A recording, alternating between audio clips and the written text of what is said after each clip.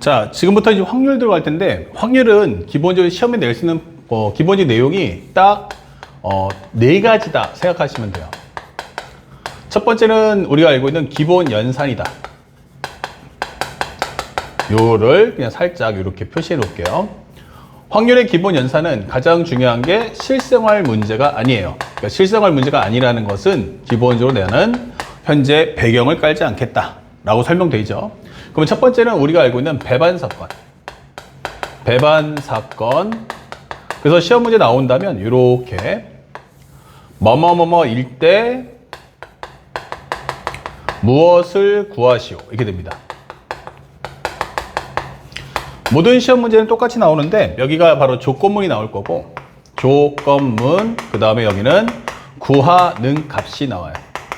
이렇게. 그러면 이 내용이 총 4가지가 나오는데 우리가 확인을 한번 해보자. 첫 번째, 배반 사건은 뭐지? 이게 되는 거예요. 그러면 시험 문제 안에 이렇게 두 사건이 배반 사건일 때 라고 뜰 거야. 그럼 배반 사건이 뜬다는 것은 가장 중요한 포지션은 바로 A 교집합 B가 공집합이다 라고 설명하는 과정이에요. 그래서 이런 경우는 벤 다이어그램을 반드시 그리세요. 벤 다이어그램 그리기. 그래서 우리가 원하는 것은 이렇게 전체 집합을 만들어 준다면, S를 잡아준다면 요 안에 A가 있고 B가 있다 이렇게 설명하시면 됩니다. 그리고 나머지는 상대방이 주는 말을 가지고서 문제를 푸세요.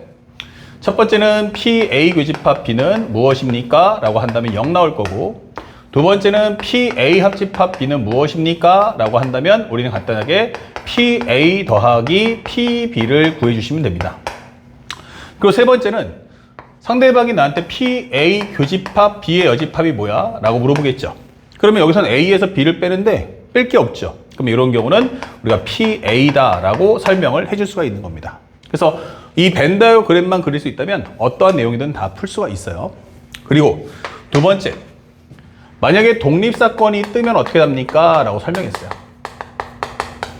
독립사건이 뜬다는 것은 두 개의 사건의 관계가 기본적으로 영향을 주지 않는다 라는 의미에서 A 교집합 B는 PA 곱하기 PB다 라고 문제를 풀어주시면 됩니다. 아시겠죠? 그래서 첫 번째 질문하는 것은 만약에 PA 교집합 B가 뭐지? 라고 한다면 지금 보다시피 PA와 PB의 관계를 곱해주시면 되겠고, 만약에 PA 합집합 B를 구해달라 라고 할 때는 여기가 PA 더하기 PB 그리고 마이너스 PA 교집합 B가 되는 거고요. 이 과정에서 A 교집합 B를 우리는 PA 더하기 PB 그리고 마이너스 PA 곱하기 PB다 라고 문제를 풀어주시면 됩니다. 그 다음에 세 번째, PA 교집합 B의 여집합이 뭐지? 라고 물어봤어요. 그러면 이럴 경우는 A는 발생하고 B는 발생하지 않는다 이런 뜻인데 서로 영향을 주지 않기 때문에 PA와 곱하기 그렇지 않을 확률을 각각 구하는 곱해주시면 됩니다. 그 다음에 네 번째, 만약에 조건부 확률은 어때? 라고 설명을 해줘요. A가 발생할 당시의 그 바뀐 상황에서 B가 당첨될 확률이죠. 하지만 A의 영향을 받지 않기 때문에 이 확률은 단순하게 PB다 이렇게 값을 구해주시면 됩니다. 혹시라도 이 설명이 조금 너무 빠르다라고 하시는 분들은 선생님의 개념적 사고 강의 중에서 현재 우리가 알고 있는 현재 확률과 통계 거기에 있는 유형의 웹을 좀 더 보시면 자세하게 정리가 되어 있으니까 지금은 조금 더 스피드하게 압축 정리하는 만큼 현재 이 내용을 먼저 복습이 차원에서 나는 공부 다 돼 있다 라고 하시면 복습 차원에서 아마 정리가 될 거고, 만약에 이 과정이 좀 더 복잡하다 라고 생각하시는 분들은 앞에 있는 개념적 사고에 있는 현재 확률과 통계의 유형의 맵을 좀 더 보시면 디테일하게 설명이 됩니다. 참고하시기 바라고요. 그 다음에 세 번째, 조건부 확률이 뜹니다. 이게 되는 거야. 조건부 확률. 자, 조건부 확률이 떴을 때는 우리가 원하는 것은 바로 벤 다이어그램을 꼭 그려주세요. 벤 다이어그램 그리기. 자, 이렇게 해서 우리가 원하는 이 벤 다이어그램을 한번 살짝 그려봤어요. 이렇게 S. 그리고 일반적인 집합의 상관관계를 그려주세요. 그러면 우리가 알고 있는 PB바 A는 바로 우리가 알고 있는 PA분의 PA 교집합 B다 라는 원리를 통해서 값을 구해내시면 되겠습니다. 이런 식으로. 그 다음에 네 번째, 바로 집합의 활용입니다. 집합의 활용. 자, 이 집합이 활용이 될 때는 마찬가지지만 벤 다이어그램을 꼭 그려주세요. 벤 다이어그램 그리기. 그래서 상대방이 원하는 것을 보면서 확률값을 각각 구해주시면 되겠습니다. S, 그 다음에 A, B. 그래서 우리가 원하는 첫 번째 PA 교집합 비대의 확률도 간단하게 구할 수 있겠죠. 요 값. 그 다음에 일반적으로 나올 때는 PA 합집합 B가 뭐야? 라고 설명할 거예요. 그러면 PA와 PB를 더해준 후 그 다음에 PA 교집합 B를 뺀다 라고 생각을 해주시면 되겠습니다. 그 다음에 세 번째 PA 교집합 B의 여집합이 뭐냐? 라고 한다면 우리가 원하는 확률은 바로 이쪽에 해당하는 확률을 구해주는 내용이기 때문에 나는 PA에서 PA 교집합 B를 빼준다. 이게 생각을 해주시면 좋겠습니다. 자, 이렇게 네 가지 정리를 했는데 이 네 가지 정리를 좀 더 효율적으로 쓰려면 어떤 차이가 있을까라고 할 수 있어요. 요 두 개를 나눠서 볼 수가 있어요. 배반 사건하고 독립 사건의 가장 중요한 특징이 무엇입니까? 라고 질문한다면 바로 특징은 전체 확률 구하기입니다. 전체 확률 구하기. 그래서 내가 원하는 것은 뭐냐면 부분 확률이 아니고 PA의 전체 확률이 뭐냐 또는 PB의 전체 확률이 뭐냐에 관련된 질문이에요. 아, 그래서 나는 A 전체의 값이 확률이 얼마지? B 전체에 대한 확률 값이 얼마지에 관련된 설명들을 보여주고 있는 겁니다. 지금 보다시피 전부 다 PA 더하기 PB 또는 PA 곱하기 PB 이런 설명들이 나와 있다. 아시겠죠? 그래서 배반과 독립이 뜨면 아, 이거는 전체 확률을 구하는 거구나. 그래서 구하는 값의 확률 또는 A나 B의 확률을 구할 때는 그 값을 X로 정리해 놓고 문제를 푸시면 훨씬 더 좋겠고요. 현재 이 3번과 4번은 가장 중요한 특징이 무엇입니까? 라고 하면 바로 부분 확률 구하기다 라고 설명할 수가 있어요. 부분 확률 구하기. 자, 그렇게 완성이 되기 때문에 이때는 상대방이 원하는 게 PA 교집합 B의 확률이 뭘까? 또는 PA 교집합 B의 여집합의 확률이 얼마일까? 이렇게 부분 확률에 관련돼서 질문을 던질 거다. 그래서 현재 앞에 있는 배반과 독립은 현재 전체 확률을 구하는 게 목적이니까 현재 기본적인 내용에 맞춰서 배반 사건은 벤 다이어그램, 그 다음에 확률의 기본적인 독립 사건은 곱 사건에 대한 정리를 통해서 문제를 풀어주시고 그렇지 않은 배반과 독립이 안 뜨는 모든 경우, 즉 조건부 확률이나 그 밖의 집합의 활용이 나올 때는 벤 다이어그램을 그려서 부분적인 확률을 구해내겠다라는 것이 핵심임을 잊지 마시고 값을 구하시면 쉽게 점수를 딸 수 있습니다. 그 다음에 두 번째, 이 실생활 문제는 기본적으로 내용이 세 가지로 갈라집니다. 실생활 문제. 문제를 풀 때 첫 번째 포지션은 상대방이 어떠한 설정을 깔아줄 거예요. 이런 식으로 설정을 깔아준다. 여기서는 내가 어떤 내용이다 라고 해서 배경을 깔아줍니다. 그때 우리가 확인할 것은 뭐뭐뭐뭐일 때 뭐뭐뭐뭐일 확률을 구해라 이게 되는 거예요. 확률을 구하시오. 자, 이렇게 구성이 되죠. 그러면 현재 앞에 있는 이 때 뭐뭐 할 때에다가 살짝 그어주세요. 확률 문제 나오면 뭐뭐일 때. 요게 바로 표본 공간이다 라고 하는 거예요. 표본 공간이다. 그리고 여기는 사건의 내용이 나온다. A 혹은 B가 등장을 할 거야 이게 되는 거예요. 사건 A, B가. 자, 그러면 현재 우리가 알고 있는 이 과정에서 문제를 풀 때 첫 번째 우리가 확인할 내용이 뭡니까? 라고 하면 수학적 확률이에요. 수학적 확률 이게 되는 거죠. 그러면 수학적 확률을 문제를 푼다면 일반적으로 현재 시행 횟수가 몇 번입니까? 라고 하는 거야. 그러면 내가 어떤 일을 벌리는데 그 벌리는 행동이 시행 횟수가 바로 1회다 라고 설명을 하는 겁니다. 어디서? 현재 표본 공간에서. 알겠죠? 그리고 동시에 and 제한 상황이 없습니다. 제한 상황이 없다.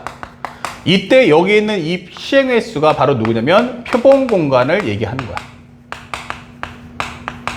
표본 공간의 내용이 기본적인 행동을 한 번만 할 거고 제한사항이 없다.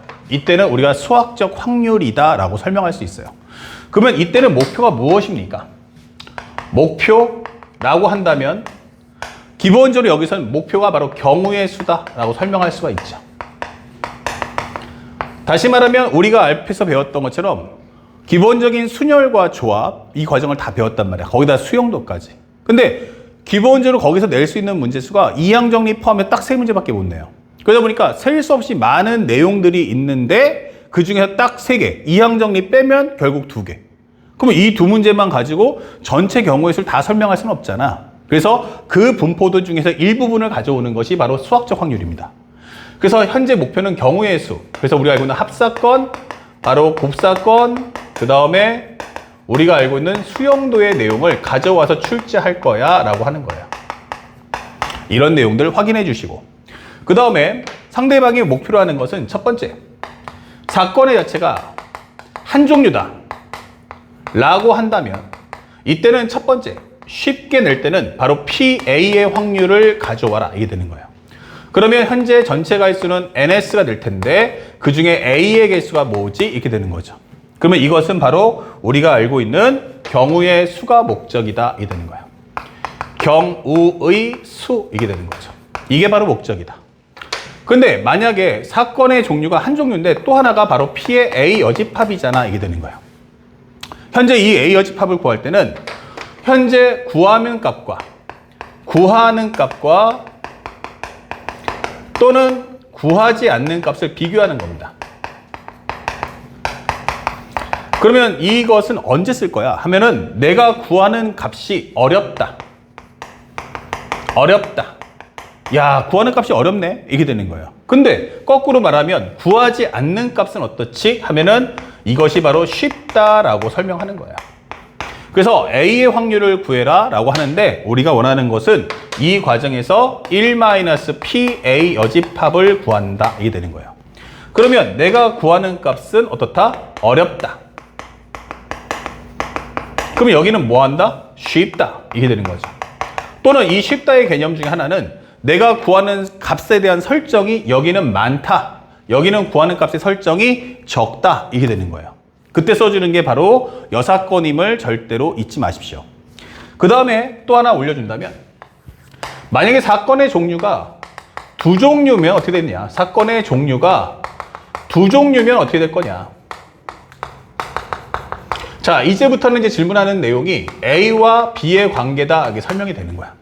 나 이제 질문하는데 2가지 물어볼 거야.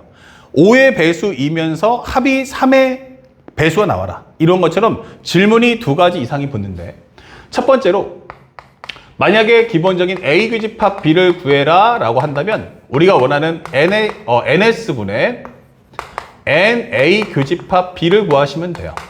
그런데 사건이 먼저 이 2종류가 나오기 때문에 하나의 값을 기준을 세우시고 한 개의 값은 기준 세우기.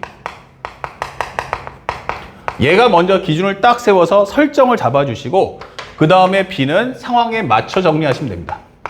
상황에 맞춰 정리하기. 맞춰 정리하기.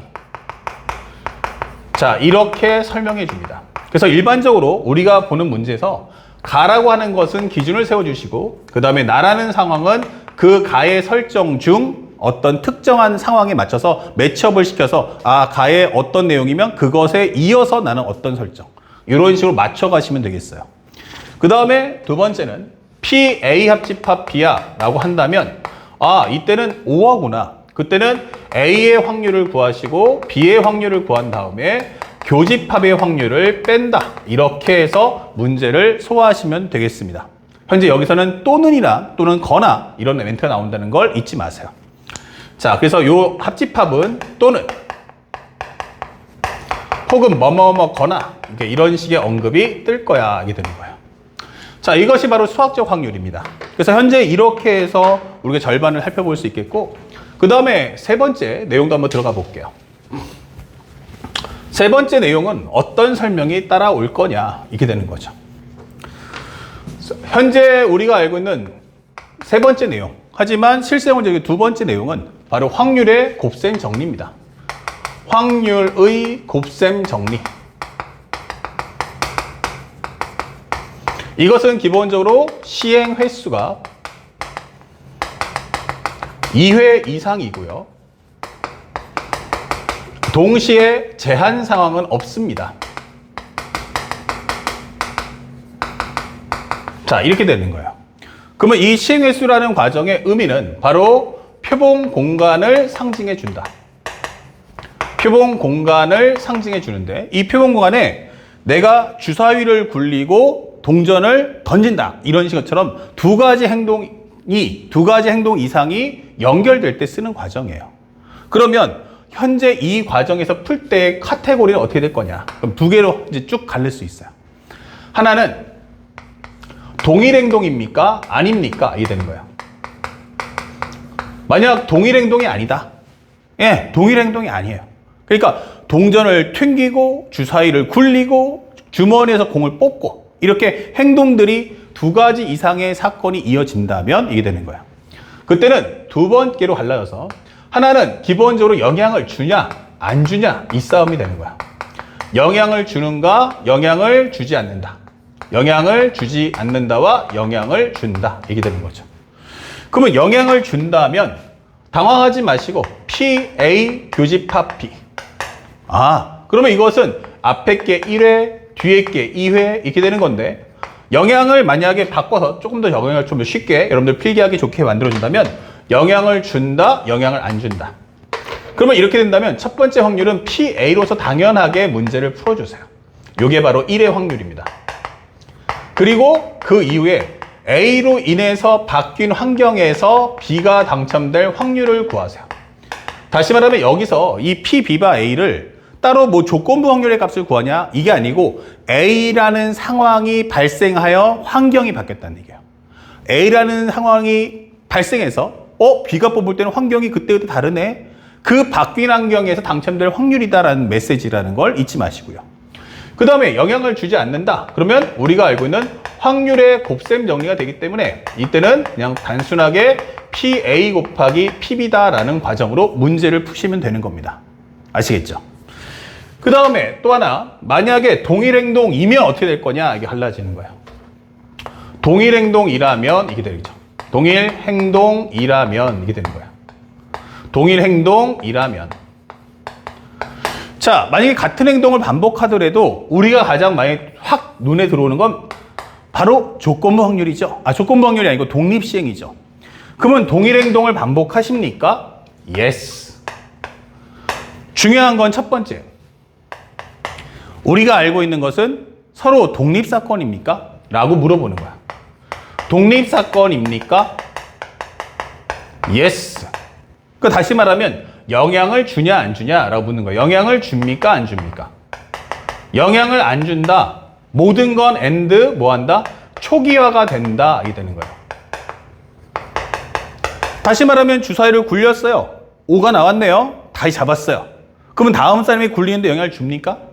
아니죠. 내가 굴릴 때도 6가지 경우의 수지만 다음 사람이 공을 굴리더라도 6가지 경우의 수예요. 첫 번째 사람이 일을 저지를 때와 두 번째 사람이 일을 저지를 때는 환경이 똑같아야 된다라고 설명해줘요.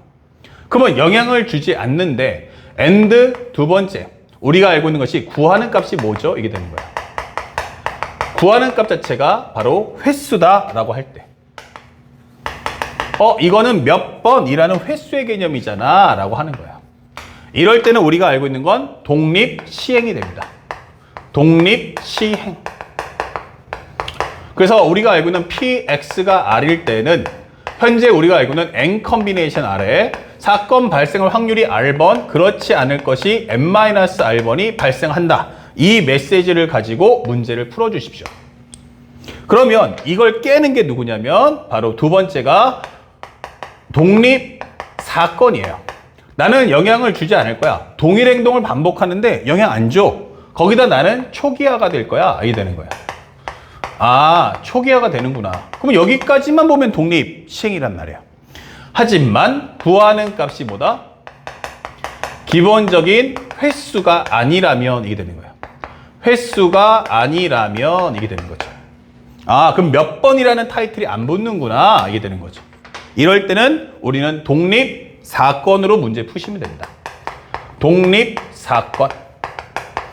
그래서 이때는 아무리 그럴싸해 보인다 해도 각각의 확률을 구해서 곱해 주시면 되겠습니다. PA 곱하기 PB다. 이렇게 문제를 풀어주세요. 그 다음에 마지막으로 세 번째가 나는 영향을 받는데 라고 하는 거예요. 앞 사람에 의해서 영향을 받더라 이게 되는 거예요. 그러면 이런 경우는 반드시 우리는 수용도로 문제를 푸셔야 됩니다. 다시 말하면 영향을 받는다는 것은 앞의 사건과 뒷 사건을 따로따로 관찰할 수가 없다. 주사위를 굴렸을 때 두 눈의 합이 5가 나온다. 그럼 두 눈의 합이 5야? 그럼 앞에 게 1이면 무조건 뒤는 4. 만약에 2면 3. 3이면 여기는 2. 4면 1. 이게 되겠죠. 이런 것처럼 기본적으로 두 개가 붙어서 움직인다면 이런 과정을 우리가 수용도로 해야 한다. 그래서 이런 경우의 확률은 만약 PA 교집합 B야 라고 한다면 이때는 1회에 대한 상황과 2회에 대한 상황을 각각 정리해 주세요. 1회, 2회. 하지만 지금 보다시피 하나의 분수 시간에 포함됩니다. 그래서 분자에는 바로 A 교집합 B의 경우의 수를 구해주시면 되는 거예요. NA 교집합 B. 자, 그러다 보니까 우리가 앞에서 공부했던 것처럼 수용도란 과연 뭐냐? 바로 두 수의 합차. 합차 또는 곱 이게 되겠죠. 그리고 우리가 알고 있는 대소비교. 대소비교. 그 다음에 세 번째는 일치, 불일치. 일치, 오와 불일치. 이게 뜬다면 우리는 무조건적으로 수용도로 내용을 정리해 줘야 한다라고 설명하는 겁니다. 그래서 이 점을 절대로 잊으시면 안 돼요. 그래서 시행의 수가 2회 이상일 때는 이렇게 경우의 수가 나눠지는구나. 그거의 목적성에 맞춰서 우리가 하나하나 관찰할 필요가 있고, 마지막 세 번째는 조건부 확률입니다. 조건부 확률의 문제를 풀 때는 이게 뭐야 라고 할 때는 바로 기본적인 표본 공간에 이 표본 공간 S가 현재 보면 표본 공간에 제한 상황이 발생을 한다 이게 되는 거야. 제한 상황이 발생을 한다. 그래서 시험 문제를 쭉 보면 평이하게 나오는 것이 아닙니다. 이렇게 현재 우리가 알고 있는 배경이 뜨죠. 그리고 상대방이 마마마마마일 때 마마마마일 확률이 얼마야? 이게 되는 거죠. 확률을 구하시오. 이렇게 설정이 되는데 우리가 알고 있는 표본 공간은 이렇게 나옵니다. 그때 이 표본 공간이 뭐가 있다? 바로 제한 상황이 발생을 한다. 이 표본 공간이 바로 A야. 제한 상황이 발생을 하는구나. 이게 되는 거예요. 그때 당시에 사건이 발생할 확률이 뭐지? 이렇게 되는 거죠. 그러다 보니까 상대방이 물어보는 질문은 첫 번째요. B가 A가 뭐지? 라고 하는 거예요. 그러면 이거를 살짝 벤 다이어그램을 본다면 이렇게 S가 있는데 A하고 B가 있어요. 만약에 이런 거죠. 주사위를 한 번 던질 때 라고 하면은 제한상이 없죠. 그러면 1, 2, 3, 4, 5, 6이 되는 겁니다. 근데 주사위를 한 번 던져서 2의 배수가 나올 때 이게 되는 거예요. 그러면 2의 배수만 갖고 생각해라 이게 되는 거예요. 이것만 갖고 생각해라. 그러면 이 값은 전체 개수는 A 개수만 따져줘. 그러면 그 중에서 B에 속하는 게 뭐지? 라고 하면 이 표본 공간 밖으로 나가면 사건이 안 되니까 나는 이 값만 구해주세요 라고 하는 겁니다. 요게 바로 우리가 알고 있는 조건부 확률이에요. 그러면 이걸 또 다른 말로 하면은 PA분의 PA 교집합 B가 되는 거구나 이렇게 되는 거죠. 자, 하지만 현재 저기 가장 중요한 포인트는 이 내용을 인식하는가 이게 되는 거고, 특히 심화 문제는 요 A라는 값에 대해서 설명해봐 이게 되는 거예요. 그러면 A를 보니까 어떻게 되어 있어요? 영역이 두 군데로 나눠지잖아 이게 되는 겁니다. 그래서 이 내용을 한 번 더 들어간다면 PA란 PA 교집합 B의 부분도 있고, 또 하나는 뭐예요? A에는 있지만 B에는 없는 부분이 있잖아. 이렇게 해서 내가 밑에 있는 분모 PA의 값을 이렇게 둘로 나눌 거다라고 설명하는 겁니다. 자, 그러면 하나의 PA 값을 주는 게 아니고 PA를 둘로 분할해서 줄 테니까 너 한번 풀어봐 라고 출제하는 게 바로 조건부 확률이에요. 그래서 여러분들이 문제 풀 때 바로 이 과정에 맞춰서 이 생각에 대한 질서를 꼭 만들어 주시길 부탁드릴 겁니다. 자, 그래서 시험에 나온 것은 이렇게 총 4가지 있으니까 시험 문제 볼 때마다 확률이면 이 넷 중에서 어디에 속하는가 확인하시고, 특히 표본관을 보면서 먼저 제한사항이 있나 없나를 확인하세요. 있으면 100% 조건부 확률, 없으면 수학적 확률이냐, 확률의 곱셈정이냐, 요거에 맞춰서 문제를 푸시면 확률은 절대 틀리지 않습니다. 자, 이어서 문제풀이 이어집니다.